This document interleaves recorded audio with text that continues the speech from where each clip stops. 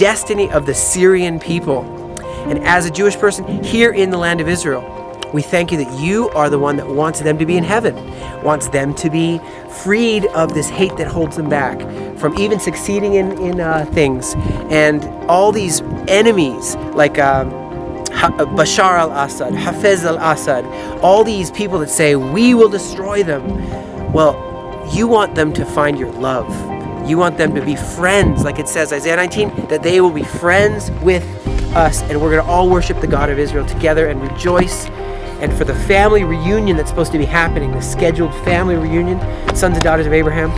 So we thank you for what even President Trump has been able to bring, this Abraham Accords. We just pray it continues, and that protection over Israel and protection over them from confusion and identity stealing. Amen.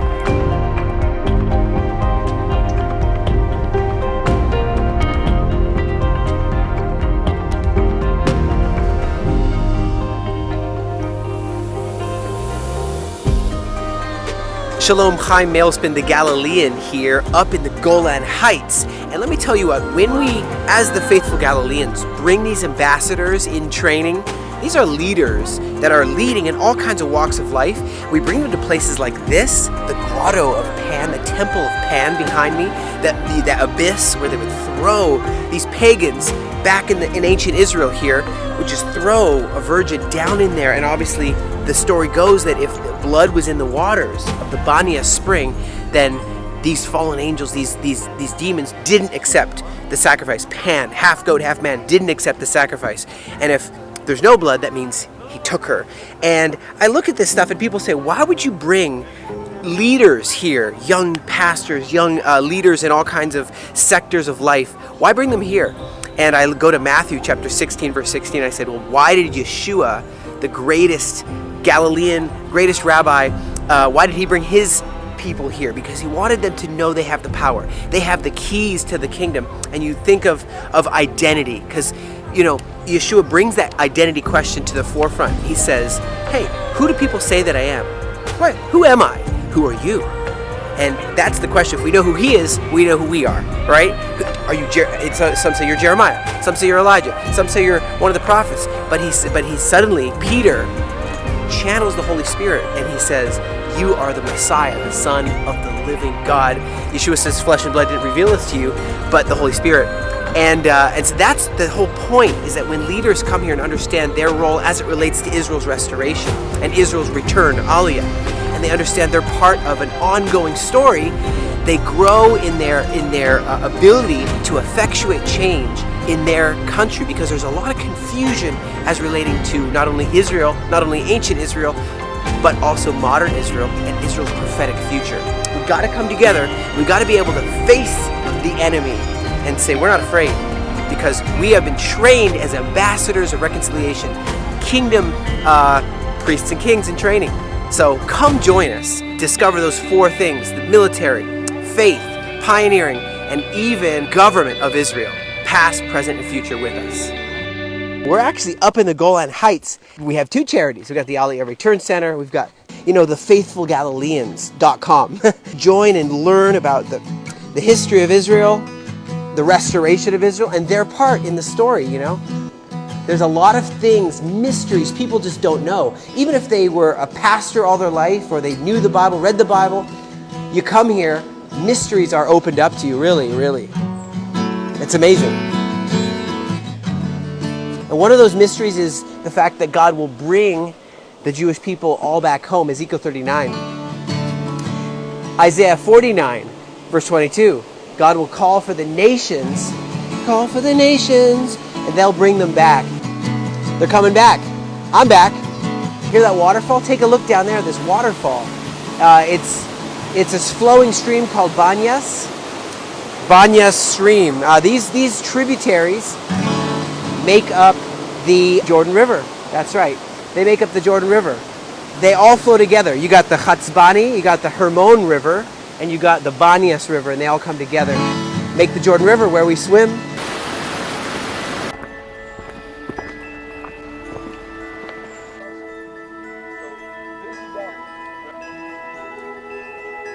Good to see you all in your ears. Good to meet you. We've been friends for a long time, and of course friends with Zola Levitt. You guys have been actually supporters of our charity in the Galilee. So thank you for that.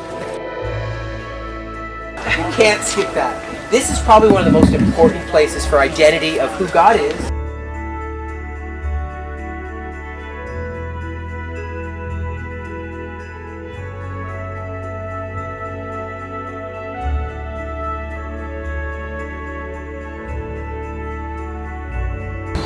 The gates of hell will not prevail against you. Do you guys realize that gates don't attack anyone?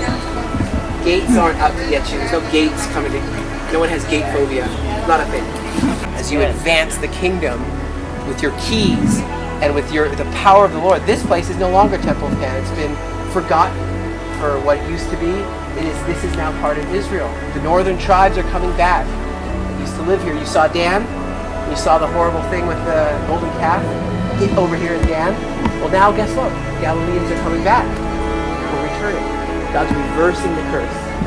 And that's what I'm excited to show you guys as we go up here, that the gates of hell can't withstand the governing assembly advancing, dispossessing the false gods and instituting worship to the true God.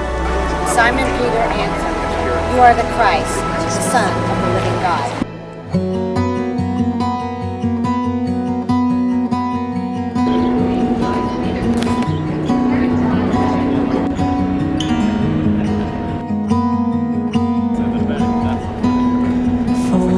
Back asleep, with a memory buried deep. We don't want it all. I was in the Air Force. I did air traffic control, but my friends fought in Lebanon. Yeah. And I was in the second Lebanon. He was first Lebanon War in '82. I was second Lebanon War in 2006. So you see, people have been in two wars, standing right. It's one thing to sit and say, God protects Israel. He will never slumber nor sleep that watches over Israel. We believe that. It's one thing to say that. It's a whole other thing. The commander says, okay, Chaim, you got 10 minutes to go call your family. Don't tell them anything. Don't tell them you're going in to Lebanon. Just go, just say, hey, how's it going? And I said, so I'll just talk to them later. Oh, you may not have later. Just so you know. We're going into Lebanon. So I was like, what do you mean we may not have later? Oh, because I'm dead, you know? So I call her up. How's it going? I'm fine, Harry. Great, doing great. We're just doing some Army stuff. Cool.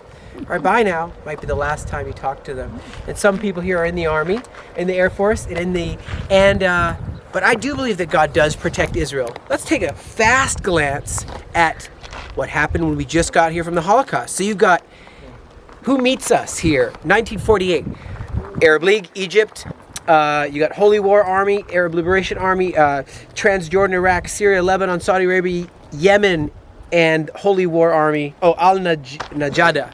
Okay, this is not against some Holocaust survivors. We didn't even have an army yet. Okay, that's what was waiting for us, but somehow, by the grace of God, we survived. And then he talked about the 6-Day War, 1967. All these but think about this. What happened to the big, bad Gaddafi? Remember him with the golden pistols? Whatever happened to him? Okay, Nasser from Egypt. We will destroy them. We'll push them into the sea. It's like, where are they now? Whatever happened with all that? That whole thing that was just happening. And there was many more. And you could go back to the history. Well, where's the huge Roman Empire? Where's the huge Babylonian Empire? And they were like, the Philistines, you have the Assyrian empires, you have all this stuff. But when God says something, like, I'll bring you home, I'll gather you, I will do this upon my name, upon my honor, I will do this, he means it. Yep. So here we are. I'm really sad we didn't get here a little earlier because a helicopter landed just over here, and my friend, who always comes by helicopter because he wants to look cool, he's a good friend. His name is Avigdor Kahalani. And he is my friend. He fills this thing up real fast with people, flies in on his helicopter, and he tells stories of how he was in the 7th Division of the 77th Brigade. 7th of 77, that's 777. and they were down to 7 tanks. And what was the war? Okay, against, as he said, 1,200 tanks, and the battle went on and on and on. And he talked about night vision. Elon talked about the night vision that they had, and we did not have night vision. So now imagine you're here, and this is filled with Syrian tanks, like these tanks. It's filled, okay? And you have a unity of Egypt, Syria, and expeditionary forces from Saudi Arabia, Algeria, Jordan, Iraq, Libya, Kuwait, Tunisia, Morocco, Cuba, Sudan, supported by Russia, Soviet Union it was called then, East Germany, North Korea, Pakistan, Lebanon, against Israel. We had some friends called Americans. Have you heard of them? Great people. Great people who flew in some weapons. But here we were, and the battle went on through the night, and again, they were trying to get to Tiberias where we live, and they were trying to roll these tanks through. And they said, this time, we didn't beat them the first time in 1948. We didn't beat them the second time in 1967, 6 Days War. Now it's Yom Kippur, they're fasting. They're not eating, they're not drinking, they're fasting. We'll get them this time, for sure. There's no way they're gonna survive this one. We're gonna overwhelm them. So what happens is, the fighting went on, and the way Avigdor, my friend, tells it, he says at one moment, everyone ran out, had no more food, had no more bullets for the tanks.